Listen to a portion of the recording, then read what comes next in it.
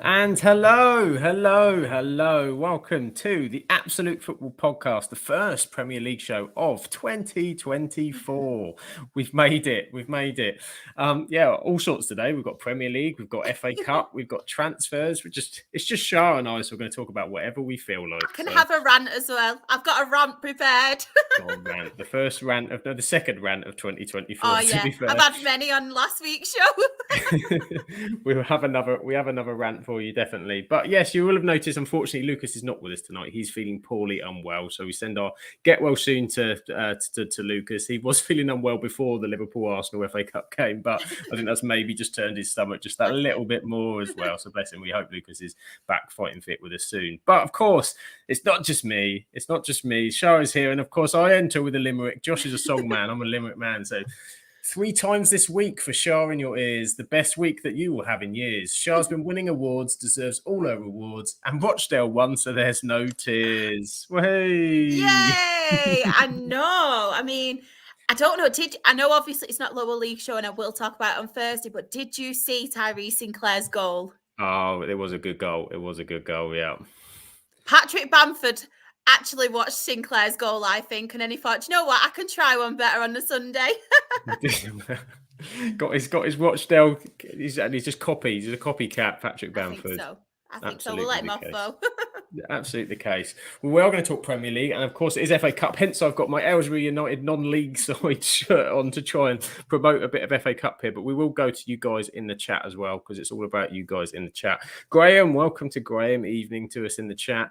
We've got Mr. Luke is here. All right, everyone, your favourite Gateshead fan, ready for some podcast action for this week. I'll be doing a podcast with someone else to preview our game against Chesterfield on Wednesday. Very exciting. We've also got, who else we've got in the chat? Cap Aled is here. We will be talking about Wrexham because the 4th round draw has happened about half an hour ago. So we're going to react to some things that have happened there.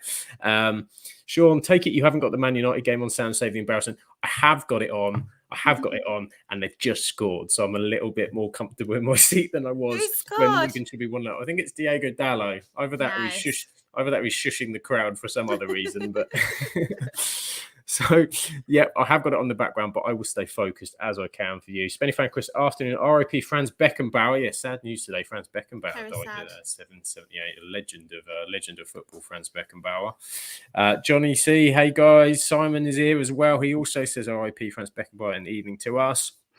Richard, evening to Richard. And by the way, Richard's done some fantastic caricatures of us. If you've seen those on Twitter and stuff, which is absolutely fantastic. I think Claire's even using hers as her profile picture now, isn't she? I think I'm going to do that as well soon. Yeah, they're super cool. So do check those out.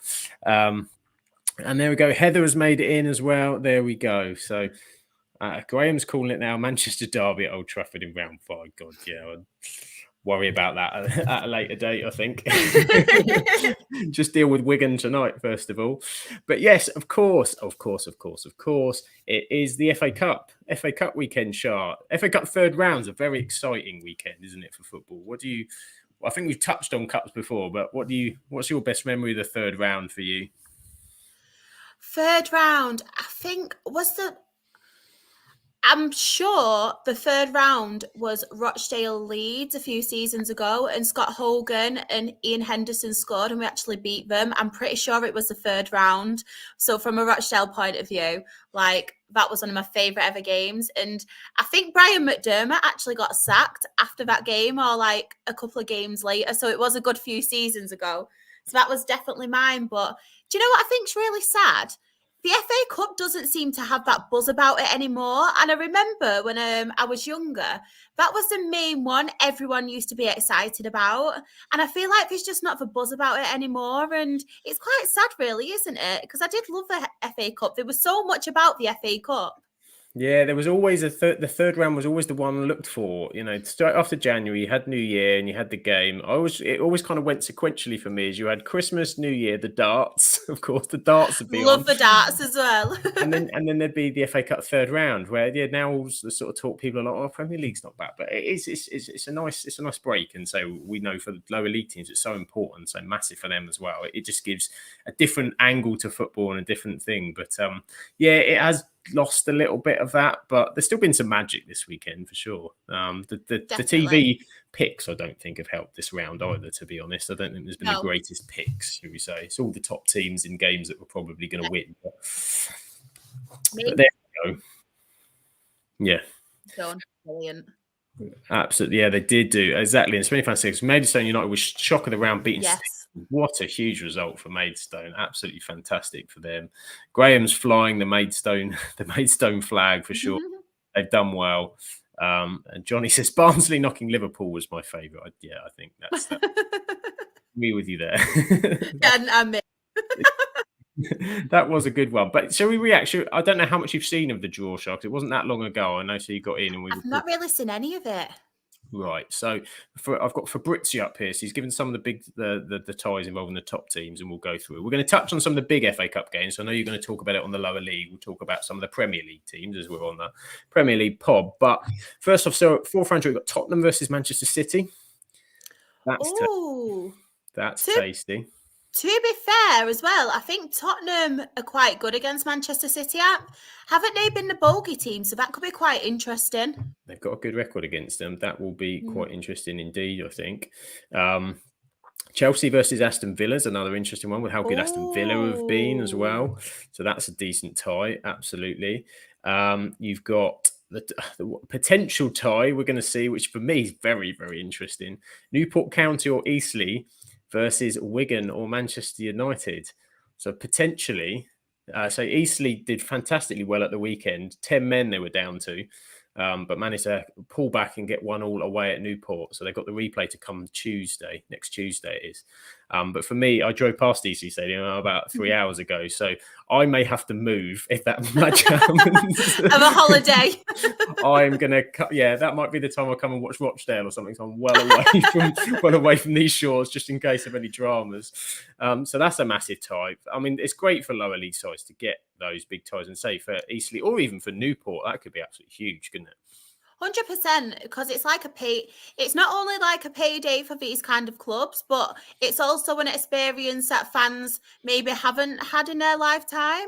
And it's a source of income, because pretty much when you do play these big teams, obviously if it is at the lower league kind of team's ground, it's usually a sellout. We've seen it before with Rochdale as well. They bring a big following, and then you get people from all over who obviously jump on the bandwagon as well to see these players. So it'll obviously be a good income from that. It's probably bound to be on TV as well, isn't it? Most likely. So you obviously get your TV money as well. But yeah, it's just one of them fixtures, and this is why I love the FA Cup so much. And obviously, I don't know if we'll get into it later as well, but this is why I don't think replay should be scrapped as well, because I just think it's so significant, and these clubs need it. Like, I get the game congestion.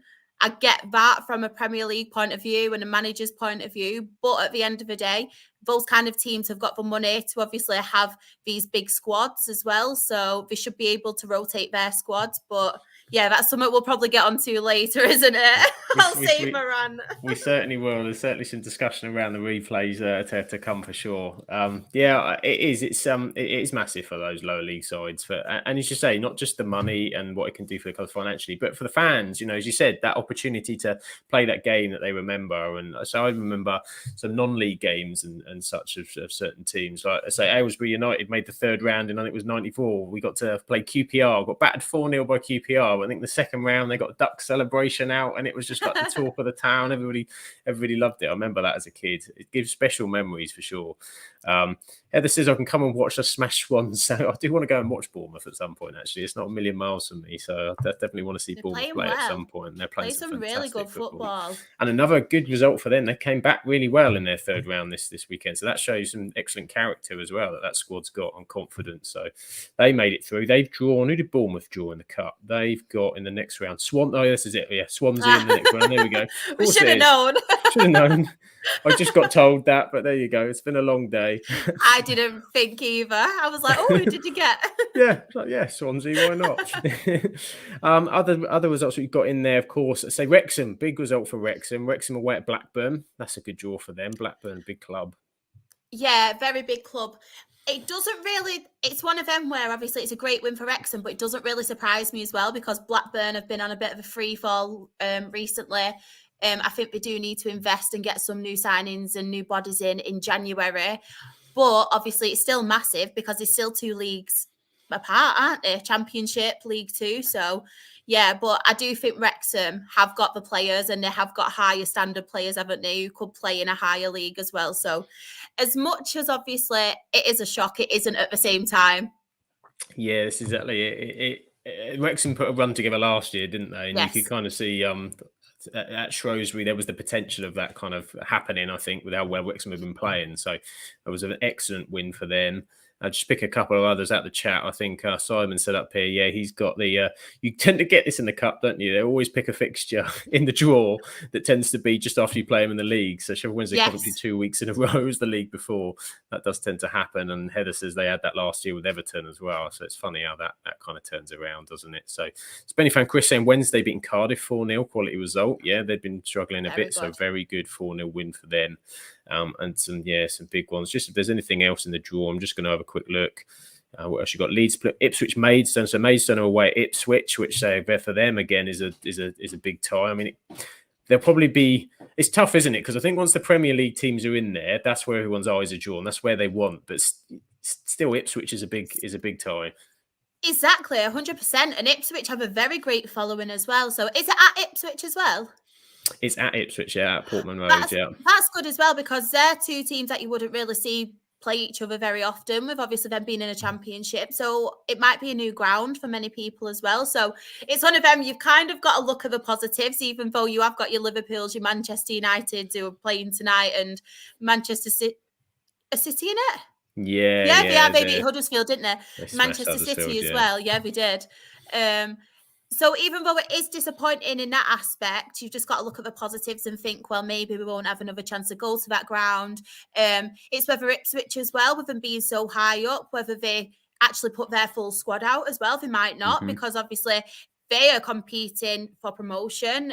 They've had a bit of a bad run as well, haven't they, recently? So it is possible they could do it. I'm not saying it's not, but yeah, if I was a Maidstone fan, I'd be quite impressed with that. To be fair, Yes, it's a decent, exciting yeah. day for them for sure. That they'll be looking for. So that would be that's an excellent draw for them. They'll be pleased.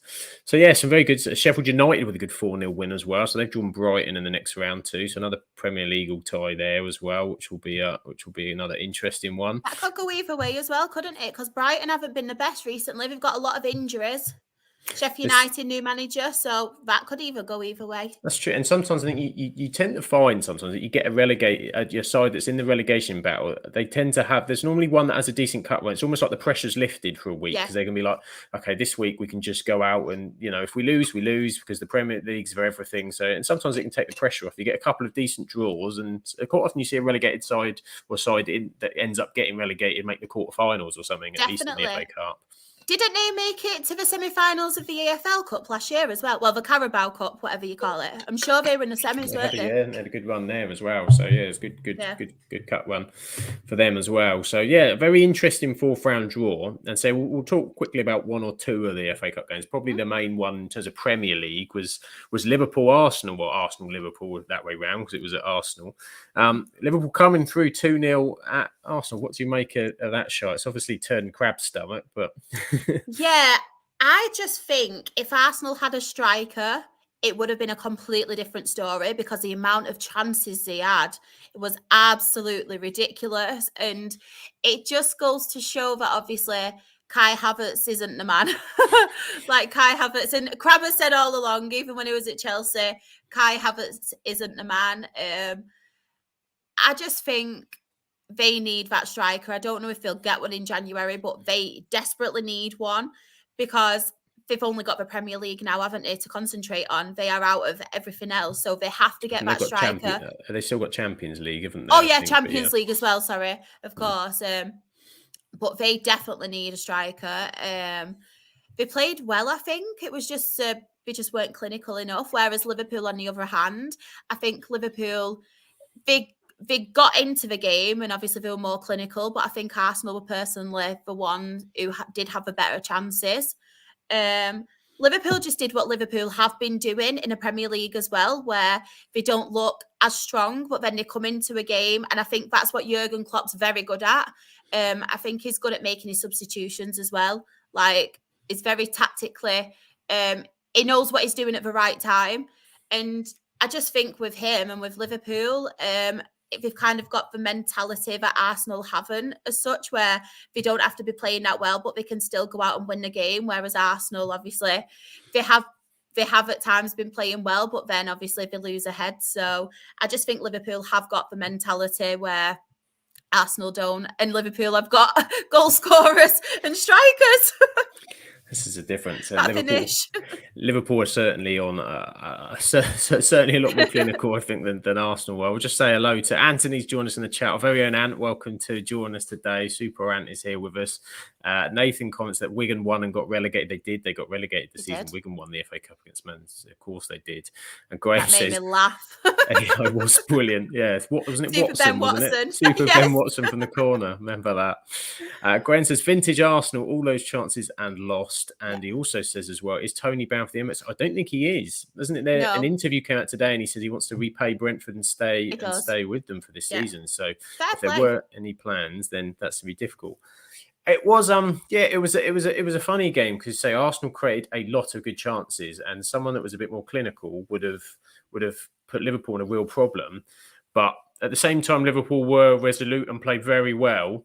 Curtis Jones for me has really come on fantastically well. Quality has really started to come to the fruition and was really key in that team yesterday. And I thought Liverpool did well because obviously they didn't have Van Dijk yesterday. And what we're now starting to see as well is you're seeing Trent lead a bit more. I think you're starting to see him really take, rather than we know he's got this unbelievable talent in terms of crossing the ball, whatever. He's kind of taken it upon himself a bit more. He's obviously changed the system to get a little bit more out of him. And I know Trent, the discussion is always what he brings you one way versus the other. But there's no doubt that going forward is fantastic.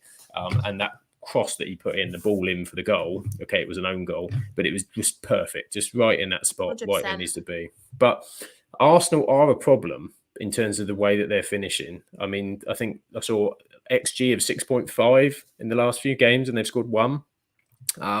They seem to be a bit more predictable with their attacking. Last season, they popped the ball around so quickly and seemed to sort of run off players very easily. And now either they've been worked out a little bit, and people I think are doubling up in the right areas and are stopping it, or it's just not clicking the same way. And I think some of that is Havertz. I get what they're trying to do to bring him in, but he slows things down for me. The amount of chances he has where he takes too long. It completely does. And we've seen it for Chelsea as well when he was there, haven't we? Where we just kind of, you don't really know where he's playing, what he's doing kind of thing. He's just, we called him a floater, I think, last time we spoke about him. I think we did. But I think it's a lot of them, really. I think Saka as well. I don't think he's having the best season at the minute. And I don't know. I don't really know what to make of Arsenal this season. I really don't, because it's like even in the league, they are still up there, aren't they, challenging? I just think they need someone to kind of take the pressure off them, because I think they really are struggling. And I don't know if that's down to Arteta and his stubbornness as well.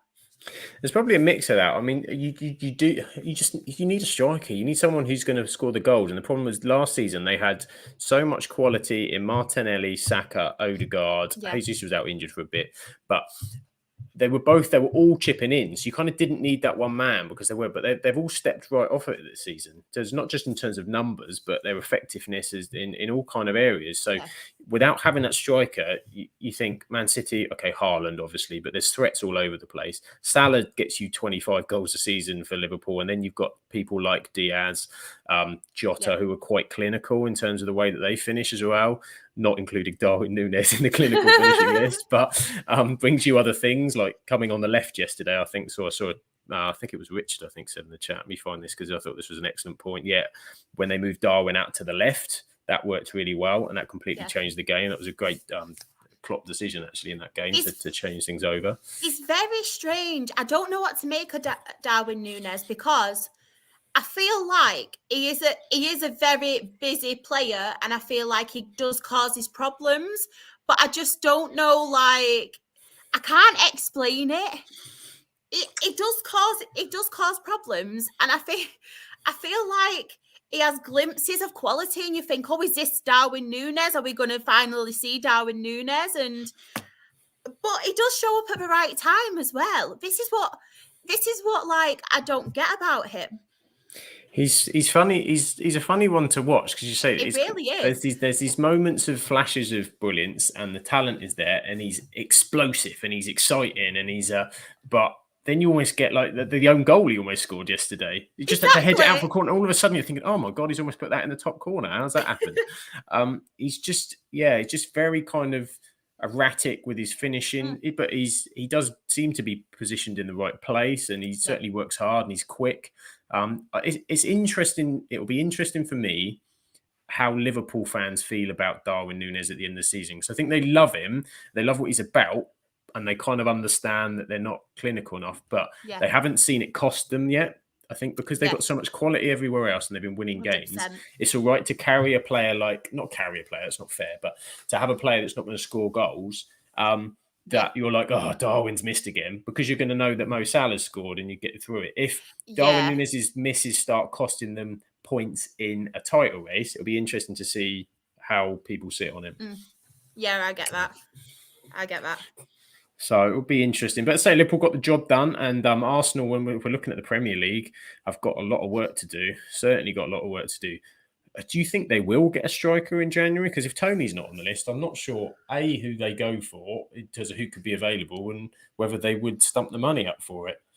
I think they made a massive problem when they spent so much money, obviously, on Havertz, obviously Rice as well, but you can obviously tell with Declan Rice, you get it, don't you? Because he's a quality player and he was always going to go. And plus, obviously, he's an English player. So you always have that added English tax, as they call it. So I get that. Did they spend quite a bit of money on Timber, who's obviously been injured as well?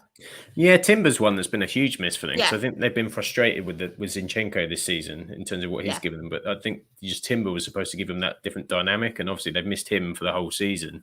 It's some money they spent on Havertz that I think that it was more than they should have. I think obviously like similar to the Mason Mount, Manchester United, where they brought these players in, but I feel like they could have maybe brought different players in and with the positions that they needed more so than obviously that. And I'm using that one as well, and everyone knows I love Mason Mount, but I just feel like it's a bit similar to that situation where I feel like Manchester United needed another type of player, striker as well, to be fair. They needed someone where they could have invested it in that rather than the player. I think it's similar to the Havertz situation. Yeah, I think it's the position, isn't it, that they put, not necessarily the player in maybe Mount's case. I think if in the right situation with the right setup and not being injured as well, the money's a problem, because the money you then outlay, the tag's on you, and that's what you expect it to be. And I think you're right.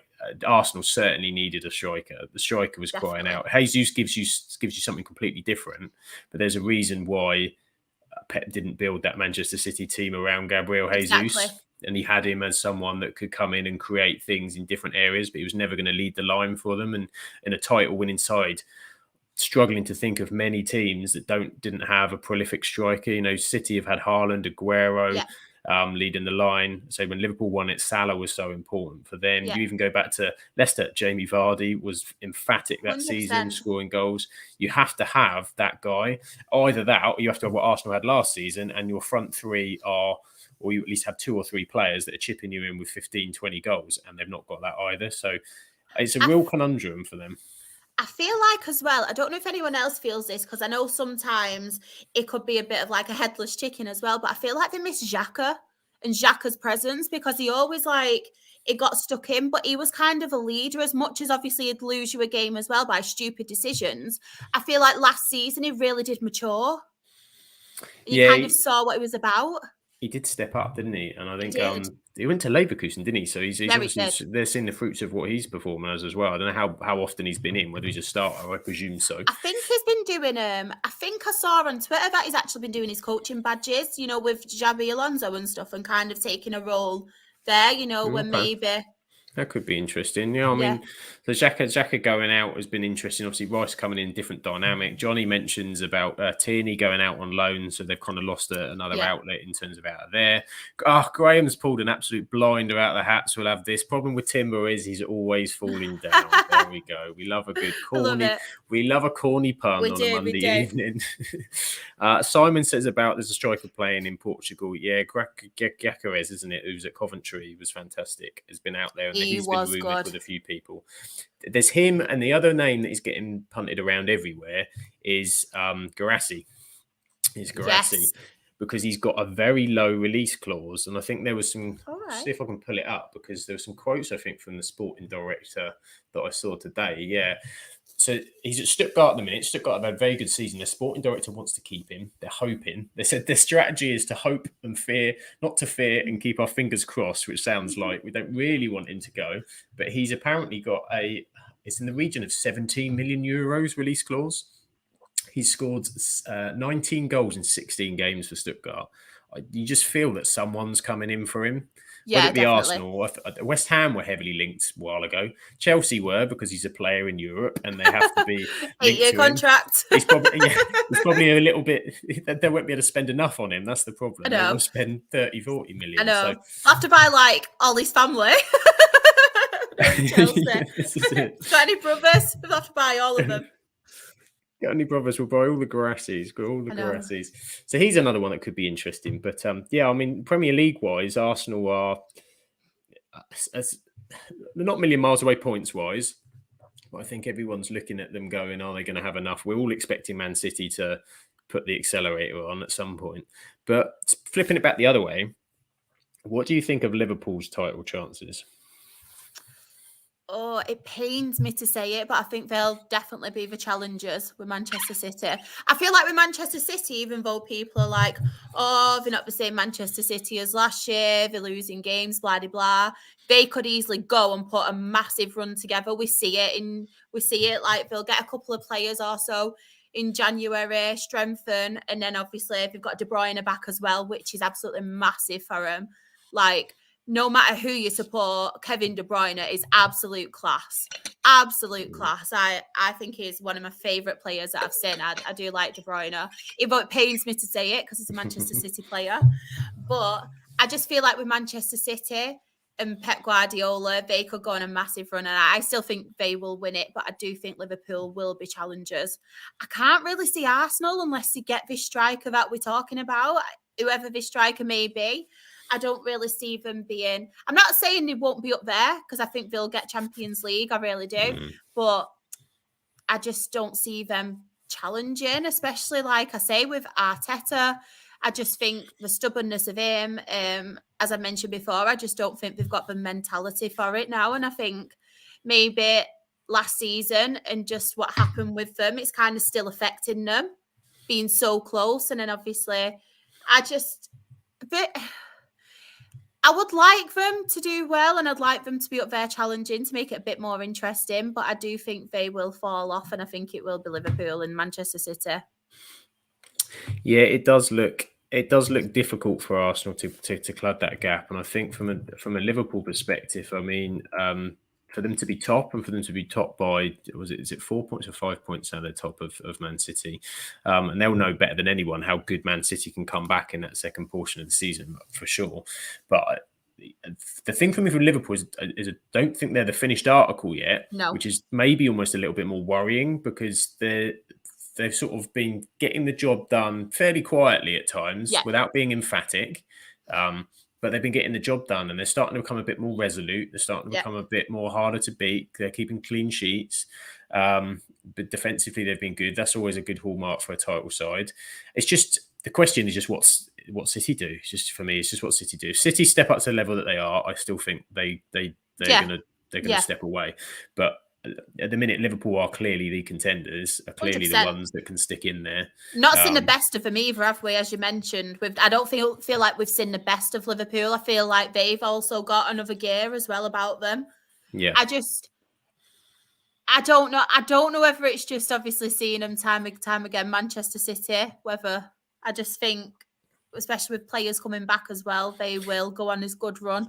It's all just we know. It's in our mentality, isn't it? I We know know. City are I coming. know. It's Who would it's you it's, it's rather win frustrating knowing. between them Ah, two, City or Liverpool? Like Gary I've had Neville this. said.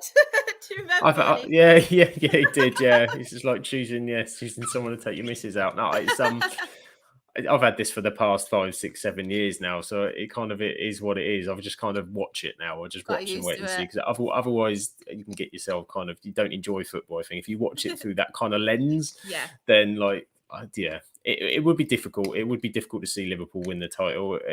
I think over Manchester City from a United fan's perspective, but it's not great seeing anyone win it. But we're nowhere near doing it, so you have to kind of accept that that's what's going on at the minute, and just watch and kind of comment and see what happens. But just go to the chat, see what everybody else thinks. I think Richard says he reckons it will be between Liverpool and City for the title. This month will tell with De Bruyne back, scoring already, and Salah away for Liverpool. Yeah, Salah. How long Salah's going to be away for Liverpool Oh, I could be forgot about very that. interesting. Very Forgot interesting. about AFCON. This is the bit where they need Diaz, Jota, Nunes to step up and make sure that they're still in the running.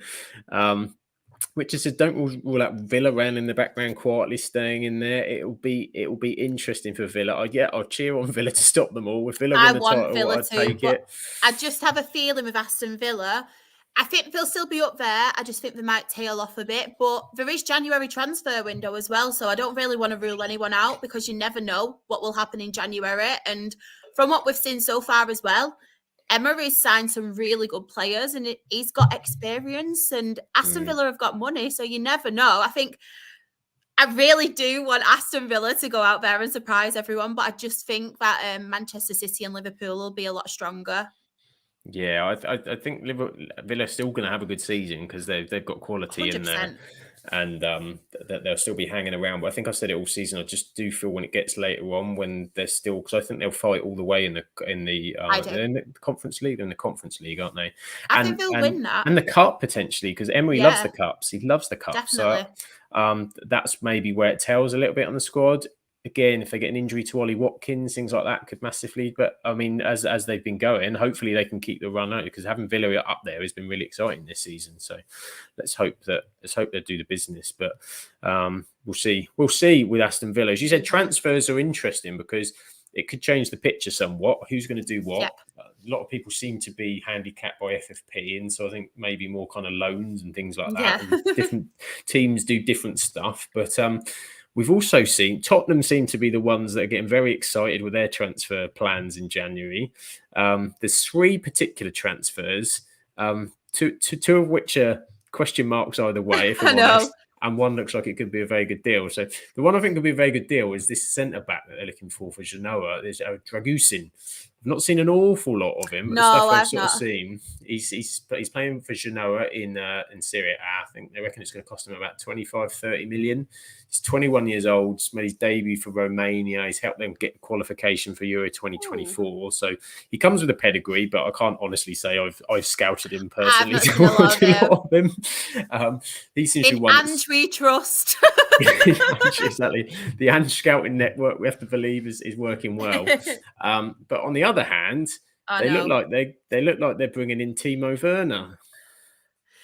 It wouldn't surprise me though, right? As much as I've seen him at Chelsea, it wouldn't surprise me if Ange turned him into like this a world beater again. Yeah, exactly. And I just think, to be fair, with some of the players around him, and obviously when Maddison's back, obviously you've got Son as well. I think will Son be is he Son's going gone to the Asian Cup. Yeah. I was going to say, is it possibly to kind of replace Son for that? Or then I think when he's playing with Son, with Maddison, obviously there's Richarlison as well, isn't there? Who's been scoring, to be fair for him. He's not prolific, is he? But he's been scoring. He's been doing his bit. So it wouldn't surprise me if he actually did a job for Spurs because I don't think there'll be as much pressure on him like there was at Chelsea. I think you're right, yeah. I think when Chelsea went for him and the intention was for him to be a goal scorer, was him to be the guy, but he can he is a player that Andrew like, I think, the fact he can play off the left or down the centre or this interchange, because that seems to be what he's got with Son and Richarlison, and he kind of does that. But as long as you're not relying on him, I think, in front of goal in difficult situations, he can link play fairly decently. So I think he'll be more of a worker than an actual scorer. I think he'll be more helping them and creating more of the chances and being part of the chances rather than the actual goal scorer. I think that'll still be your Son, your Maddison, etc. But I do think he'll fit in a bit better because, to be fair, I do really like the way Spurs plays as well, and I think he will fit in that. Yeah, it might fit Ange's system. And say if they can pick him up for something that's not too bad, because United were linked to him at one point. But I mean, if it looks to be like on a loan deal, he's 27. It's obviously not worked out going back to Leipzig. No. So again, what kind of earner are you getting? I suppose an interesting one. Flipping the other way, Bayern Munich quite like the look of Eric Dyer. Is he going to carry Harry Kane's bags, or what's their plan for Eric Dyer? I feel like I just don't get it at all. It's one that, I'm still confuzzled. I'm confuddled by it. I'm lost for words. Now and again, you can see someone buys an experienced player to do something, to galvanise something, I don't get it. Yes. Bayern Munich have got Upamecano and King Mung-jae as their centre-back pair, which is about as good as in Europe, I think, as you can find. And maybe Tuchel's having a bit of a midlife crisis. I can say he's having a midlife crisis. It's the sort of thing you get to the end of the transfer and you've not bought anybody on Football Manager and you just want to buy someone and you go, oh yeah, Eric Dyer, yeah, that'll be a laugh. And then you think, oh my God, he's got 3 for pace and he's I mean, he's been very exposed when he's played for Tottenham in recent times. It's odd, it's strange. I mean, the only thing I can think of it is the German league a bit more slower than the Premier League? Like in terms of some of it is, but some of it can be quite fast-paced. There's a lot of good players still, isn't there? Yeah. They have a lot of pacey, wide players and people that sort of one-touch of football, which I don't think suits him. I mean, he did come from European leagues. He was playing at Sporting Lisbon, so his experience is there, but he's just someone that his pace has really deteriorated. And some players can get away with it, but he's been so exposed when I've seen him for Spurs. I can't remember another word. Exposed. You think Harry Kane's lonely? And he needs I was thinking that. I was saying that. Face? That's the only thing I can think of is Harry Kane's a little bit homesick. he just needs someone. He needs his roomie back or something. So and Angie's like, go on, you go. Yeah, Graham is saying Dyer must have info on Tuchel. Simon says he's a centre-back who can play other positions. That's why they want him, apparently. You can play other positions, but I still think it's odd. Big up to Ensman. Thanks for joining us. Thank you for joining the podcast today. Always good to see you in the chat. And Johnny's asking me, Sam, is Sancho going to Dortmund? I think so. He needs to, I think. The noises is that they're just trying to agree what kind of wage structure, etc., to go out there. I mean, it makes sense to get him out there. Dortmund seems sensible, probably for both him and for Dortmund. Yeah. It seems to be that Ratcliffe and co, since they've come in, the plan is kind of let's deal with the wage structure a little bit. Let's try and move some players out. We've seen Van der Beek go out on loan. They're talking about Hannibal Mejbri as well. Apparently, Fenerbahce put a move in for Anthony Martial. So, take it. Take it. Take anything. Well, he's a free end of contract in the summer. So yeah, just move on. Even I wouldn't take him at Dale. Sorry. We've got Hendo. He wouldn't go down well. He doesn't work hard enough for your loyal fans. So Sancho potentially to Dortmund. That is a possibility. Just going to have a couple of other rumours. We'll go through some other rumours to try and cover around the Premier League. One I've heard a name of a bit. He might stay in Scotland. Is Lawrence Shankland of Hearts. It's my guy. I always talk about him. What a guy. He's a goal scorer. And there were rumours at Rangers because Scotland's staying in Scotland. But I've also heard Wolves. Wolves was one that was sniffing around the other day. I'd like to see Shanklin given a chance. Whenever I've watched him in the Scottish League, he's a goal scorer. He is a goal scorer. And I just think, imagine that. Craig Dawson in your defence and Shankland up front. I mean, come on, dream team. Dawson Shank. There you go. Exactly. Writes itself. He is a good goal scorer, though. And I think Wolves isn't too much of a... I know, obviously, like people say about Scottish League and the Premier League and stuff, but I don't think Wolves would be too much of a step up. And I think the way Wolves play as well. So, yeah, I'd love to see that. Yeah, it would be. I'm all for it. I'm all for it. I'm all for it. I mean, everyone's claiming him in the chat. We've got Johnny says he's going to Wrexham. Simon says he's linked with Coventry. It's everybody wants Shankland. Everybody wants a bit of Shankland. I mean, that goal scorer, I do want to see him in an English league of some kind to test him, because he's been in Scotland for a little while. Was it Aberdeen he was at too? I think it was. It's the name. He's honestly, he pops up on my reports every time I'm on here. It's always Shankland. Shankland scoring goals. His goal scoring record is absolutely phenomenal. And another question in the chat. I'll let you go for this one, Shah. Do you reckon Calvin Phillips will go to Newcastle United? I think so. I think Pep's basically said to him that he can go, because obviously he said, I think he's just basically said he's not good enough and he's not in his plans, and he doesn't want to keep him from playing regular first team football, which fair play. I just don't know whether it will be Newcastle or there's West Ham. I know I've been linked with him as well, but I don't know if it'll be too expensive for West Ham, because... but I could see him at Newcastle. I think he'd be a very good signing for Newcastle. I think he'd really steady their midfield. Yeah, he'd be... I could see Newcastle, because obviously Tonali being out suspended, it kind of makes sense positionally to have someone like Phillips. And I think Pep he almost apologises, doesn't he, when he's in his thing, saying, I'm so sorry, it just doesn't fit into the way we play. So you probably should have checked that before you bought him, to be honest, because you haven't really changed too much what you're doing. But I know. I think it would have been really good if obviously West Ham would have got Calvin Phillips when obviously they were linked with him, because I think him and Rice together, wasn't it? And I think, to be fair, with Declan Rice, I think them two would have played quite well together, but then obviously Rice went as well. So yeah, I think probably Newcastle is the one for obviously wages and things like that, because I don't think West Ham would be able to afford him, because I know they've got quite a few players, haven't they, West Ham?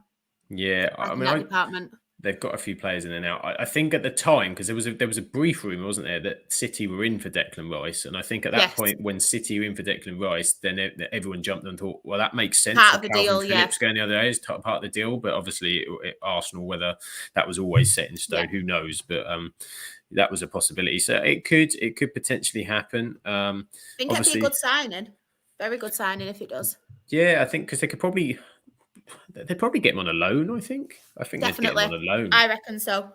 With Tonali coming back next season, with an option to buy, and then see what happens next season. Yeah. With things. I mean, I think they've got a few players out of contract next summer as well, so they'll have to make some decisions. Rich was saying supposedly McCoy suggested Henderson moves from Serie to Newcastle to cover Tonali. I love Alan McCoy. He's my favourite person ever. What do you make of a Jordan Henderson move back to Europe? I think it was always going to happen. You can see it with a few as well. Who was the guy who moved from Wolves? I always get mixed up. Neves, were it? Ruben Neves, yeah, Ruben Neves. I know he's been linked to come back as well. So I think obviously they get kind of drawn in with the money, and then obviously they either don't settle there and they want to come back. But yeah, I could see him coming back, but I think he's been linked with a couple of German teams. I think Bayern Munich and Bayer Leverkusen are two of them that I've seen. Johnny seems to suggest Chelsea for Henderson, and Johnny says about Richard says about no go with his Sunderland connections. But I mean, Leverkusen with Xabi Alonso is an interesting hookup as well. They'll have defensive midfielders for days. Henderson, I know. The Xabi Alonso connection in there. They've got Granit Xhaka. They'll have a DM. Definitely. I don't actually know, like in the Premier League, where he'd actually go. and fit in now. I don't think he'd definitely go back to Liverpool. I think Liverpool have basically moved on from him now with their signing. So I think that's a definite no-go. And I think they needed to move on as well, Liverpool. But I don't really, where do you think he'd suit or go to if he was to come back? I think he could suit a number of clubs. The problem for me is probably the wage and that he I was comes going to with. say now, Is it? yeah. I mean, he's obviously on ridiculously stupid money out in Saudi, so it's a cut whatever he's doing, but it's going to be a cut from what he was on at Liverpool, and the sort of teams you'd be looking at. I can't see. He's not someone you're going to build your midfield around either. So No. it's a team that might need another pair of legs or an Yeah. experienced person in there, or a team that are kind of on the edge that kind of even like around a Villa. He wouldn't get in the first team, Yeah. but having someone in the squad like that. Experience, yeah. But are you going to spend that much money on that for the squad? And his I imagine if he comes back as well, he's going to get a bit of stick because it didn't exactly leave in the greatest kind of from fans. So you're going to have to be sure on what you're getting. But yeah, it's an interesting one. But particularly if he comes back so quickly, I think really would be surprising. So he's an interesting one. One that I think could be a massive miss if he goes. He was one that was linked to Palhinha for Fulham. Do you remember that saga in the summer? Was that Bayern Munich? Bayern Munich. He was basically going, wasn't he? Everything was signed, and then some other deal fell through, and like dominoes. And he thought, I think he was on the plane or something. And again, he stepped up and been brilliant for Fulham again this season. So I'm surprised someone in the Premier League's not also taking a look at Palhinha. I think if Arsenal or Liverpool, someone like that. 100%. I think he'd really do well at Liverpool. Yeah, if you replaced and again, no disrespect to kind of Endo, but I think you had Palhinha in there with McAllister and Szoboszlai. That would be quality. Quality. That's. I think Fulham would really struggle, though. I know obviously they get decent money for him, but I think obviously losing Mitrovic this season and then him as well, I think they would really struggle. They've started to score goals again, though, haven't they? They've gone crazy. They've gone bonkers. Like Jimenez has found his scoring boots a little bit, and Willian's rolling back the years. I know. They're doing the business. So maybe they could. Maybe they could. And they obviously picked Palhinha up. So scouting wise, they've not done too bad in terms of some of the qualities they pick up, and they're going to be more than safe this season. So January would probably be a difficult time to do it, I think. Yeah, definitely. But then I think to myself, how long is he in contract? Has he got quite a big contract behind him if he was to go in the summer, or would you get more in January? I would imagine he's at least got a couple of years yet. So I would imagine they'll try and hold on till January now. He's obviously come back. To be fair to Palhinha as well, some players, if that happened to them, would completely drop the tools and do nothing. He's just been like, okay, yeah. I think a couple of weeks he was out. He's been back in. He's already been sort of solid. So, I mean, yeah, they've been. I say Heather says, struggling their performance at ours. Yeah, I think before this kind of little run that they went on, they were looking quite dodgy. But they were. You looking at the bottom three, thinking it's going to be tough for anybody else, I think, to enter into that unless one of them goes on a real run and one of them has a real poor run. So you'd expect Fulham to be okay, but I don't think it will happen this January. I'm going to go out on a limb. It'd be a great signing for a good few teams up there, though. He would be quality. Yeah, I would take him in a heartbeat. Yeah, I would take him in a heartbeat. It'd be brilliant. It'd be brilliant. I think everybody up for it. I'm just going to look through a list if there's anybody else. There's Fabio Carvalho. Looks like he's going to Hull from Liverpool. I was going to pick a club's going for him. I saw that. That'd be a good signing, to be fair. Experience for him as well. Yeah, it'd be good. A lot of Saints fans down here were quite keen on picking him up, but doesn't look like it's going to happen. I heard Jesse Lingard to Barcelona today, which is a bit left field, but okay, yeah, wow. Why not? He's still a free agent, so in theory, he could move whenever he likes, I suppose. You know what? I actually saw a tweet about that because I think someone put Jesse Lingard offers himself to Barcelona. And then someone quote tweeted and put, and I offered myself to Michelle Keegan. It really made me laugh. I'm still waiting for a reply. Their agent said they'd get back to me. Yeah, some cracking transfers. Johnny's talking Danny Ward to Sheffield United. They've also picked up Ben Brereton and Diaz as well, haven't they, from Yes, they have. Villarreal I saw this week. Who was prolific at Blackburn last couple of seasons, but struggled to Yes. get in Villarreal's team. So they're trying to add a bit of firepower for their relegation battle. So, yeah, some interesting transfer news. Shall we have a little look at what the fixtures are coming up this weekend? Because I don't actually know. Because there's some strange goings on in the Premier League this week, and they've split it, haven't they? They've split a game week for some reason. Is it because of the Carabao Cup or something? Or there's 4 games this weekend. Is that right? No, 5 games this weekend and 5 games the following weekend for reasons. If you know in the chat, please tell us. Let's just have a look. So we've got this weekend. We've got it's a biggie. It's a biggie at the bottom. Burnley, Luton Town, Char. Burnley, Luton Town. So I was just having a coughing fit. Sorry. Sorry about that. At the wrong time as well. Yeah, I mean, what a game. What a game. They're telling us in the chat it is the winter break. This is the split game week, is to give teams a winter break. It's the official break. There you go. I feel like Luton will win it as well. I was just about to say before I got rudely interrupted by my cough. No, it weren't you. It was me and my cough. I've got a proper tickle. Luton have been picking up some points, so that could be a huge win for them if they could get that at Burnley. That is the definition of a 6-pointer for sure. Then going on to Saturday, you've got London derby, Chelsea versus Fulham. Interesting. Ooh, that could go either way as well, I reckon. That's an interesting one. I feel like Chelsea have been kind of playing better recently, and I think they are getting a few results. But like we mentioned before, Fulham are scoring goals, aren't they? And I don't think Chelsea are the best in defence either. No, could be very interested.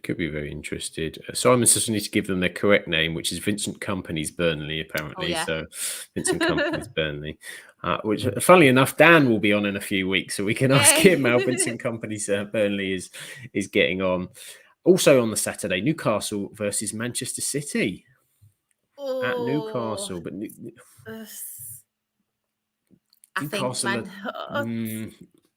Newcastle are struggling, aren't they, with injuries and things? But it's one of them where you kind of hope and you think, could they? But then obviously with their injuries, and like I say, Manchester City have got a lot of players back as well now, haven't they? Like De Bruyne and people like that. And De Bruyne, I think Haaland will be back fit. Foden's playing very well, I think, at the minute. I watched him. I watched him obviously against Huddersfield, but the Everton game as well, when obviously Everton were winning. But then I think with Foden, I think he played really well. And I think he's slowly getting into the season now. So as much as I'd love it to happen, I think Manchester City. It's tough because it's that time of the season where these players are coming back, and also the players that have been on the periphery or haven't really played, or if they haven't really played at the top, like say Foden. You've not really seen a lot of Grealish yet this season, could come back in. You've got Bernardo Silva, who's so consistent up there. Kevin De Bruyne coming back could be absolutely huge. Haaland's had a bit of a knock, so he's had a few weeks kind of out and rest, and it's all just the squad's starting to return. So it could be tough. But St James's Park is going to be difficult for anybody if they're rocking. And as Richard said, there will be Boyd after the derby game. Sorry, Ant, but they will be a bit buzzing. That is true. So it's not, if they can get on top, who knows? We will see. That's an interesting one for Saturday night. That is for sure. And then on Sunday, we've got Everton versus Aston Villa. Aston Villa. I actually wouldn't like to call that one because I feel like Everton have been playing a lot better. And since their deduction, I think they've been like massively together. I've said a few times as well, I think Jack Harrison makes a really good difference for him, obviously since coming back from his injury. Where's it actually at? It's at Everton, which does make me, because Villa aren't quite the same team, are they? Away from home, so it does. I mean, what are Everton's? Let me just have a look. I can't remember what Everton's last few results were. What are they looking like? I think they dropped off a bit again, didn't they? They also, they did have. We do need to talk about this because we promised Rebecca we would talk about it. Yes, they drew with Crystal Palace in the FA Cup 0-0, but Dominic Calvin-Lewin was sent off for For what? For what? For what? Why? Why was Dominic Lewis sent off? It gets me so angry because I see that sending off, and then I've seen in the past, and I think we spoke about it off air as well. I've seen worse and them not get sent off. And Romero's the main one. And some of the challenges he's done this season and not been shown red, I think is obviously disgusting. But they tried to slow it down to make it look worse as well. And it still didn't look bad, I don't think. It's the bit that got me was that he was always in control. You know, you get that slide where you're sort of trying to protect the ball round, and you cannot. I get that they're trying to stop this foot up, and you go in with your foot up, but that's not how he was going in. He was going in with a complete control, and you have to raise your foot to kind of get the defence around. No Crystal Palace player had any issue whatsoever. It didn't even seem like it was a foul. And then this, oh my God, this is my rant. This slowing down of replays is driving me absolutely bonkers. It angers me so much. It's just like everything looks awful slowed down, awful. It's minute. You've got to show it has the impact of the game, the impact on the player, the impact of how he's come in, and that all of that plays a part. This slowing it down is just nonsense. We've just lost completely the plot. What we're trying. We shouldn't be trying to send players off. We should be trying to keep a game on. And there are times you have to send players off for 100%. Reckless, for silly things, for endangering players. All of that has to happen. But we shouldn't be looking to do it for something like that. It's just bonkers. I think to myself as well, with Calvert-Lewin, he's not going to be the type who's going to maliciously go all in because he's injury prone as it is. So he's not going to risk getting injured like that because we've seen it time and time again where he's very injury prone. But then I just want to say as well, I was looking through Twitter the other day and I saw a compilation of all these different, when Manchester United and stuff. And I was looking at Vidic and there was Roy Keane tackles, there were Yapstan as well. And I think to myself, imagine them in football now. They would be getting sent off every single week. And big reds everywhere. It angers me so much because we watched football back then and you watch it now. And it's absolutely ridiculous. And I just think to myself, and I say it every single week on this podcast to people when I have conversations and after watching football, why is VAR here? Because it's not making it better at all. It's so frustrating and they don't get the decisions right. You'd probably be better off without VAR. You really would. Yeah. It's just not, it's just looking for things that are not. I mean, all the time. I'll go to the chat. Simon says that sending off was a load of poops. Yeah, completely agree. Graham, VAR ruining football for another week. It's getting to the point where tackling will be back. It is getting to that point. It's nonsense. Richard, I don't know how DCL got sent off by the same ref on VAR that took on the Sunderland Newcastle game. Yeah. So many worse tackles. Consistency again. That's another problem. Simon agrees, as I said, it's the slow stuff down. It always looks worse. It's a blooming nightmare. It's shocking. Graham, imagine VAR in the 70s and 80s. Oh my God, yeah, 70s and 80s. People like Joe Jordan and people like that. My God. Richard, I imagine how many red cards Vieira and Keane would have got with VAR. It'd just be bonkers. It just wouldn't be. You wouldn't get 11 versus 11. It takes the enjoyment out of football. Yeah, it really does.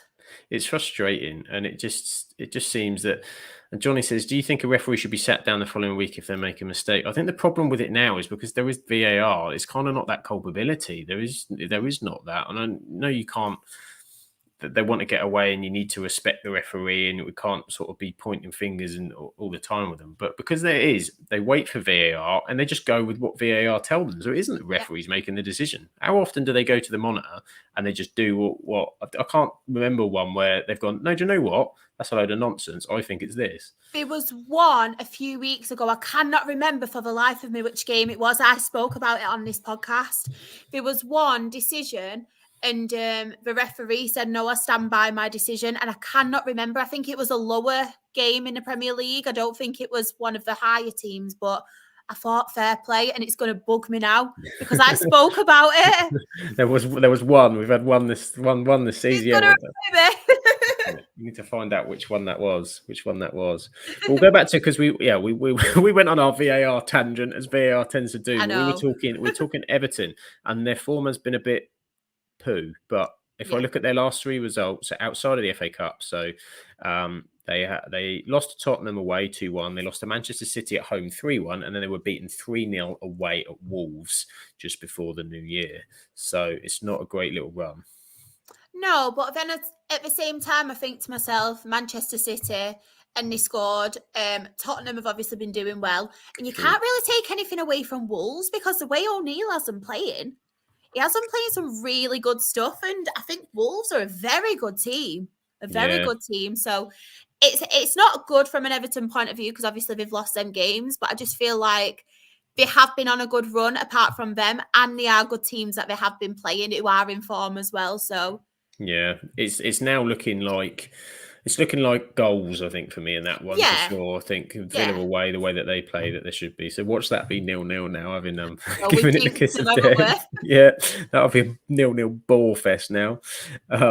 And the final game of the weekend is Manchester United versus Tottenham Hotspur at Old Trafford. Which there's not a Man United game at the minute I go, having watched 60 minutes of this Wigan game either, not changed my mind, to put it that way. Tricky one. I mean, I think I've read rumours possibly Van der Ven might be back, which makes a massive difference to their back line. Son's not there. Which is good. Yeah, that's good. From United perspective, Maddison's not back yet either. But I just don't know what you're going to get with this Manchester United. I think it could go either way. I think they'll definitely be. I think both teams will definitely score. Yeah, I can't call it. The problem is, if you get a Manchester United performance like they played against Aston Villa on Boxing Day, that's in a hell of a game, and there's a real opportunity there. If they play like they played at Forest, they've got no chance. So it's just which of that is going to turn up. And at home, they hope the crowd might drive them to into something. But so Tottenham are very good in transition, and we're very poor at giving the ball away in transition. That worries me. And team selection has been a bit shoddy recently as well. So there's a number of worries for how that one could kind of go. So yeah, just the 5 games this weekend. So it'll be a shorter one to cover next week, wouldn't it? I have to go in depth on all 5 games. But European football will be back as well for that one. So before we get to the table and that, we've missed a topic. We haven't missed a topic. We've been saving a topic. We're going back to the FA Cup. Yes. We wanted to talk about it. Shah, talk to me about FA Cup replays and why it's been in the news. I need to stay calm. Well, there's a lot of Premier League managers who are saying that replays need to be scrapped, which I get their point of view. I like with me, I like when there's an argument about something, I can see points of views from both sides. So I can see their point of view and where they're coming from because they do play a lot of games. But these Premier League managers, there's a lot of money involved in the Premier League. They have a lot of players. They have academy players as well. So they have got players who are more than willing, and they've got squads who they can put up a squad to obviously play these replays. Nuno, obviously a new manager of Nottingham Forest, he's come out and said this about obviously because they have a replay against Blackpool, is it? I think I'm sure it's Blackpool. Yeah. Mm-hmm. And he's a manager who was managed in the EFL for Wolves, so he should get the point of view with the cup replays. And also, Nottingham Forest, I feel, should have been good enough to beat Blackpool, so that should have got the obviously through. And I think these teams are more than good enough to not have to play these replays. And I'm just getting so angered by it all because I'm a Rochdale fan. My team and the other teams lower down, we rely on replays because it could pay a bill. It could stop us from having to sell a player like that transfer window. It could massively make a difference. Like we've seen Maidstone, haven't we? Obviously get through. And to these lower league clubs, this is like a payday for them. This could set them up not just for a season, it could set them up for a couple of the seasons. Obviously, being a lower league fan as well, we don't often play like your Manchester Uniteds and your big boys like your Manchester Cities, your Arsenals and stuff. So from a fan point of view, these are memories that you might never, ever get again. And I just feel like with the Premier League and the managers and stuff and the rants that they're having about the congestions of games, if you don't take into consideration as well, like there is international and they have international breaks, but players from the Championship, League One, League Two, and even we've got an international player, Cairo Mitchell, who plays for, I think it's Granada. So along the leagues, we have international players who go off on international duty. We also have the Carabao Cup. We have the FA Cup as well, where we have to play, obviously, your teams lower down, obviously lower than the National League, have to play qualifiers. National League teams have to play qualifiers. And then obviously you've got your round one, your round two for your EFL teams before your big boys then come in at round three. You have, as everyone calls, the Pizza Cup, which I don't know the name of it now because we're not in it. I think the name has changed again through the sponsor. So there's also that in the National League. You've got your FA Trophy as well. So I just think to myself, like, you've got these managers in the Premier League moaning about all these games, which I do get because there is a lot of games across the season and these players are only human. But it's the same for the players lower down, and we don't have the finances and we don't have the squad depth that these Premier League players have. But we have to play for similar amount of games. There's more teams in our league as well, and we don't have as much money in those leagues. So it does really anger me, especially coming from Nuno, who has the experience as an EFL manager. And I just think it's a bit disrespectful towards lower league because it's similar to when Pep Guardiola said that there should be another league for the Manchester City reserves and stuff. Like they should be more involved in the actual competitive League One, League Two, Championship kind of thing. And this was going back a couple of seasons ago because we heavily rely on loan signings. And I just feel from a lower league point of view that some of these influencers and these influential people, because a lot of people respect Premier League managers and a lot of people know these Premier League managers, and what they're saying I feel could seriously harm like the clubs from the lower league. And I'm not saying it's all to do with that some clubs obviously are going out of business because it's down to other people as well, and COVID's not helping. And I feel like they're saying it at the worst time because a lot of these people more than ever are relying on these draws, and it is through COVID. And I'm not saying the Premier League teams didn't suffer through COVID because they did, but I feel like with us as well, it's just infuriating. And when I see like people arguing like, no, they should be scrapped, blah, blah, blah, blah. I get your point of view, but you obviously don't see it from a lower league fan's point of view, and you've never supported a lower league team because that's something vital to us, and that could even make a club or break a club. So yeah sorry, that's my rant. No, I mean I think it's valid. I mean, I'm one who's a fan of wanting the replays. I think, as you said, it's so important for these lower league teams. Survive. It can be the difference between survival or not. It can be a player. It can be a number of things that's so important. And I just think the top of the game is so lost. It's elitism, really, of them looking down on everybody else in terms of this is important to us because we want every player fit for the Champions League for this because we've got to win this because we need more money to do this because we need more of this. But again, it's another step of disrespect of the pyramid, which we know happens anyway. But the FA Cup is that one special time a year that it gives hope for the lower 100%. league clubs, for lower league fans, not just in terms of financially, but that, you know, people remember those games. They're the games they remember. And an opportunity to go to an Anfield or an Old Trafford 100%. or a Tottenham or a new Tottenham Hotspur Stadium might not come around for some fans of these clubs watching their team play in that vicinity. And it's just the bit for me with Nuno in particular. I mean, one, he's been there 2 weeks. And I get sometimes managers say things to distract, to, you know, there's ploys, there's games, there's reasons why, and the media pick on certain things. But Nottingham Forest play 38 games in the Premier League this season. In the Championship, League One, League Two, they play 46 games. Nottingham Forest were knocked out of the EFL Cup in the first round this season. And yes, they're in the FA Cup. They were 2-0 down at home to Blackpool, which is their own bloody fault for being in that situation. So, I mean, Nuno's only come in halfway through the season anyway, but off that basis, you know, if as you said, if a team that's in League One goes to the playoff final, that's 49 games. Yeah. If they have a run in the EFL Trophy, that could be another 5 games. If they get through the qualifiers of the FA Cup, that's round 1 and round 2, just to get to round 3, they could easily have 60. And it's just, and they're doing it with a smaller squad, a smaller budget. They don't have the youth academies and the youth teams that they've got.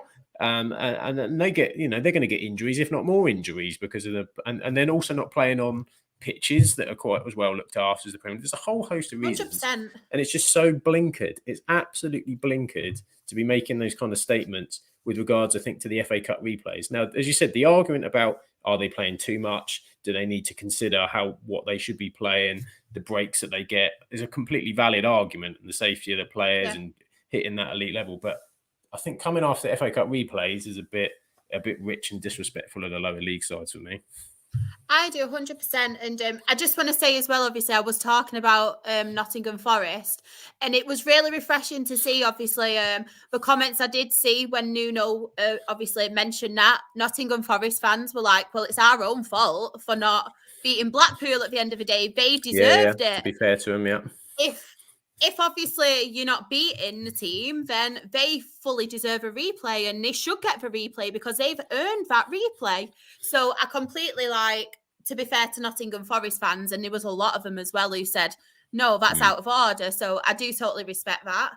But yeah, it's just really frustrating, especially when people don't see it from and I'm not just saying from my point of view, from any lower league fans' point of view. And it infuriates me more as well when I'm seeing people agreeing with it now their team is higher up, because I think to myself, some of these teams were lower down not that long ago. Some of these teams were in the EFL not that long ago, and it just it does kind of infuriate me, because I just think if they were in these other fans' shoes and they're not as I don't want to say we're not as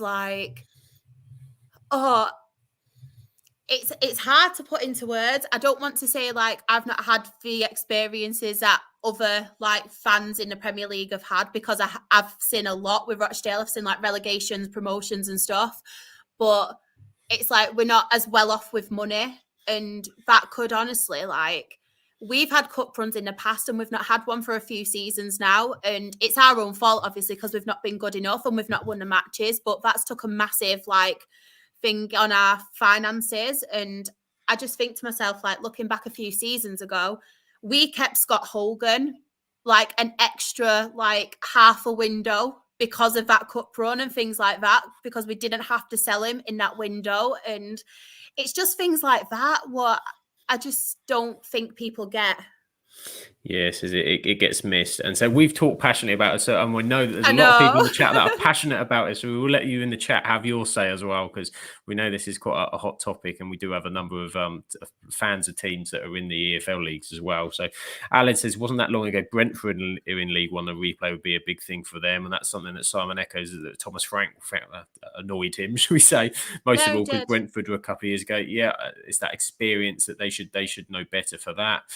Graham says, why is the League Cup semi played over 2 leagues? I think this is the last season. I think that's going next season. I think this is the last one. But again, stupid. Should have gone a long time ago. Richard says, simply just name your strongest squad, win the game. It won't matter. Or always draw the lower league team at home so they get the money. That's a potential.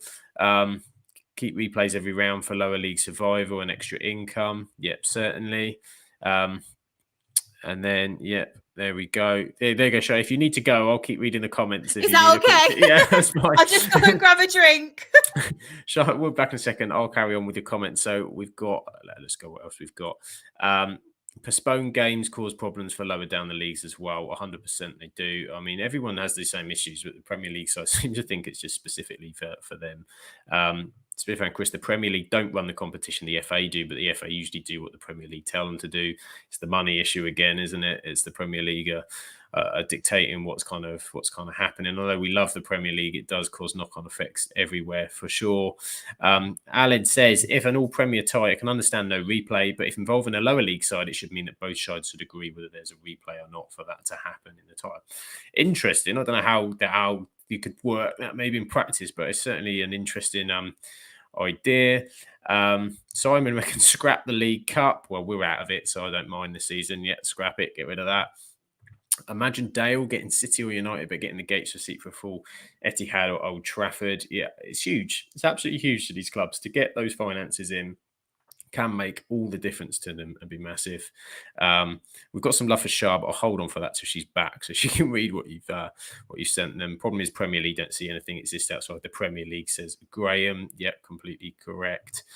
Mr. Luke, I wish Premier League managers know that there is lower leagues and they aren't as rich as the clubs that they are managing at. And so this is, where are they going to loan all these players to if there is no lower league? So, we just end up having a load of reserve teams and under 21 teams, so it wouldn't quite be the same. And Shah, we've got some 100% agree with everything you said, and Richard says Shah to be PM. Yes. So there we go. We'll have it all sorted out. Very passionate about that. Yeah. Richard says, totally agree, lower league sides need the money. Heather says the actual organisation doesn't, but us teams that have come up through the leagues, we get it. And so it wasn't that long ago that Bournemouth were collecting money in buckets to pay players' wages.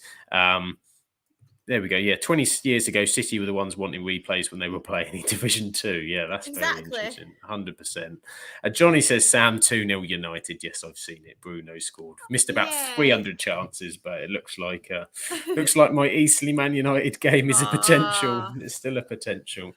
Absolutely. So there we go. We've done the FA Cup chat. We've done everything else. We've done that. Shall I bring up some league tables? Let's have a little look. Yes, let's. We're going to do a quick scoot around Europe because not an awful lot has been happening in Europe. It's kind of quiet. They're all returning back from their break. So I need to up this a bit because I can't really see what's going on. I tried to put the fixtures in here, but I had to use somewhere else. Same here. My eyes are terrible. Trying to see, but generally, so we've got Liverpool atop at the moment, 45 points. Aston Villa next on 42. Then it's City, Arsenal, Tottenham, West Ham, Brighton, Manchester United in 8th, Newcastle in 9th, and Chelsea in 10th to bring up the top half. The bottom half, Wolves are 11th, Bournemouth flying in 12th, Fulham 13th, Crystal Palace 14th, Nottingham Forest 15th, 2 wins that have put them up a little bit.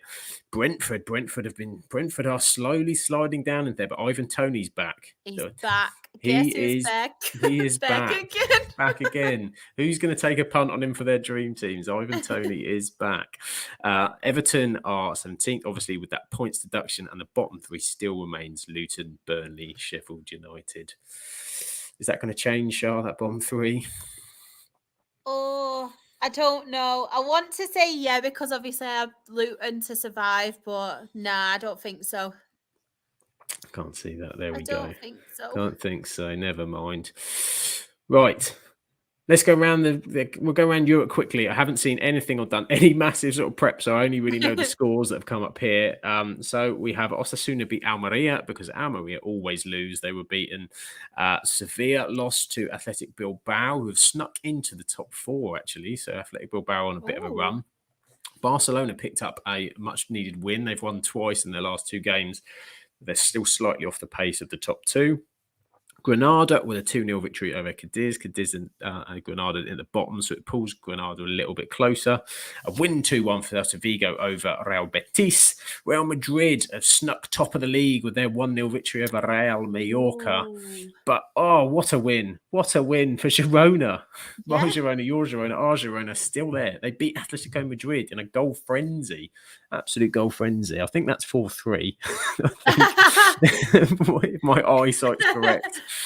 A fantastic 4-3. I think Daley Blind scored again. I saw Daley Blind scored 2 and 2. Fantastic for Daley Blind. Although I did see, knowing that we've been quite hot on Girona, I think Pep Guardiola's brother or something is their director. I read or something the other day. No way! That might change Josh's view a little bit on whether he wants them to win the league. We won't see. Tell him. Don't tell him. Won't tell him until they lift the trophy and he turns up. This bloke that looks like Pep.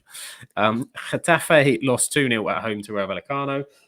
Real Sociedad 1, Alaves 1, and Valencia with a 3-1 win, and they picked up a couple of wins in their last few games. So that was the results from La Liga. Serie A is back. Serie A is back again. I don't have an update, unfortunately, because Lucas is poorly. So we'll pick some of the key ones. Good 3-0 win for AC Milan. Napoli beaten 3-0 away at Turin. They're having a dreadful season. Having won the Scudetto last season and a great run in the Champions League, they are just not at it at all this season. Down in 9th. Really poor from Torino. Just pick up one or two of the others. Inter Milan with a 2-1 victory. Juventus with a 2-1 victory as well. So Juventus are starting to climb up and challenge again. And down at the bottom, it is Empoli and Salernitana at the bottom. Bundesliga, there's been no games since Christmas. So we'll just shove you the table up there. Bayer Leverkusen are top from Bayern Munich, and Stuttgart and Leipzig in the top 4 positions there. So there will be, I think it's back this weekend, the Bundesliga. So there'll be a proper update on that next week. Same with Holland and Netherlands. They're having a winter break as well.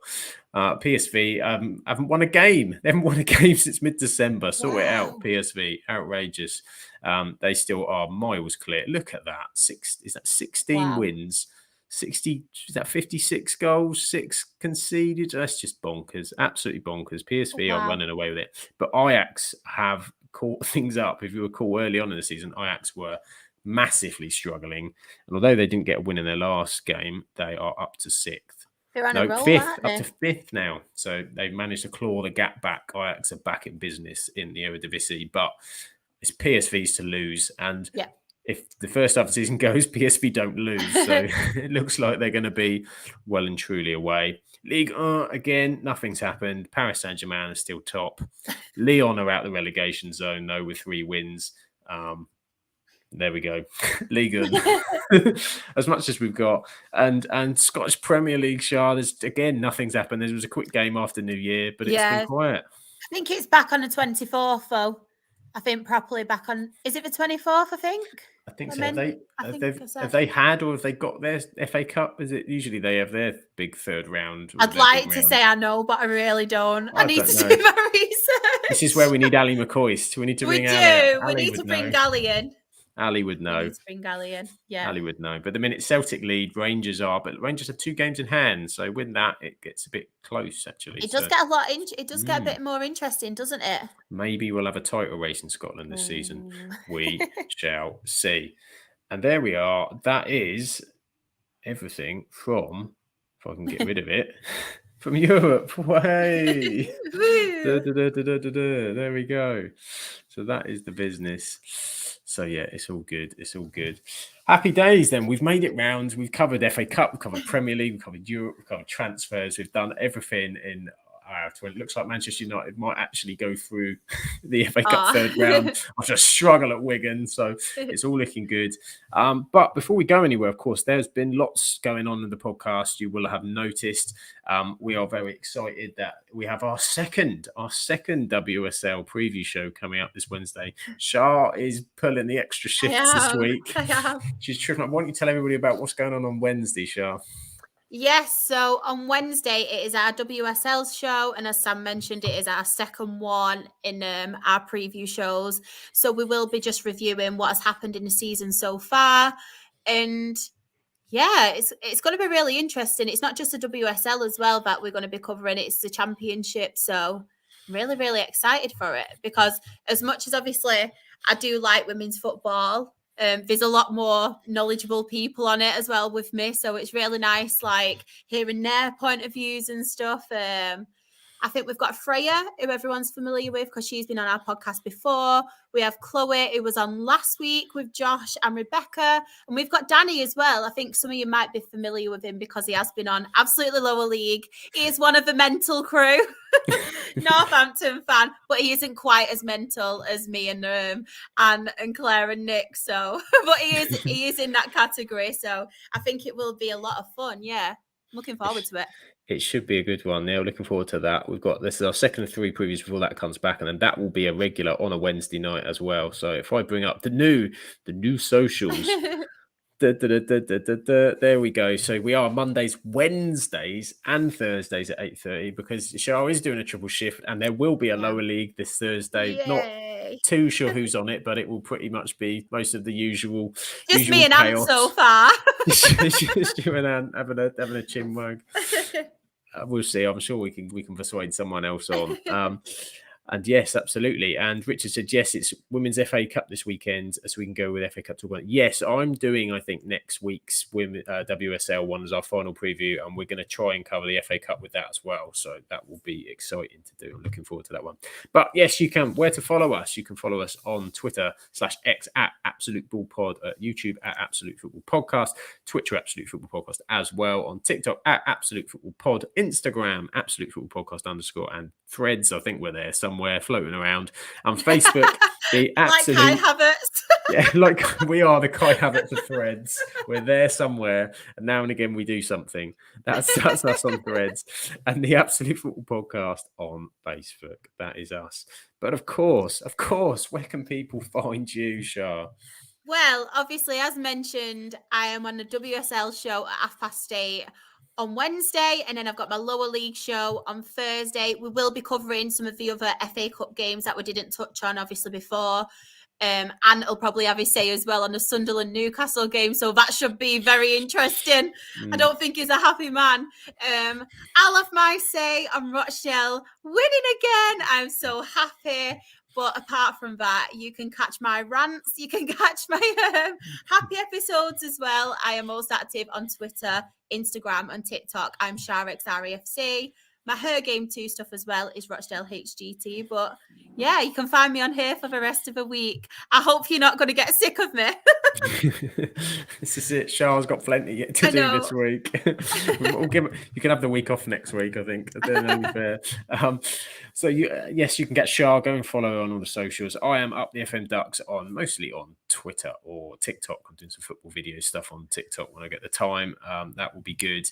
But yeah, follow the podcast. Do support us. Say if you've enjoyed what we're doing, please do like the video. If you give it a click and subscribe, it means everything to us to sort of grow and do what we're doing. So appreciate you supporting us, and thank you to everybody in the chat because you are colossal to this show and we love having you on. So I won't try and go through all the names. I don't miss you. The messages you've been sending is so lovely, and then pictures obviously it's so good. The support and say the community we have makes this so enjoyable to do, and that's why we're sort of happy to keep bringing you more show, expand the team, and do more with you. So thank you. You make it absolutely brilliant to do this every week, and now we do it 3 times a week. So there's plenty of us and plenty of faces to get used to.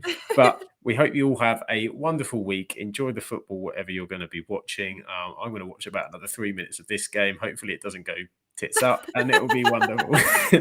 But from me, take care and we'll catch you on the next one.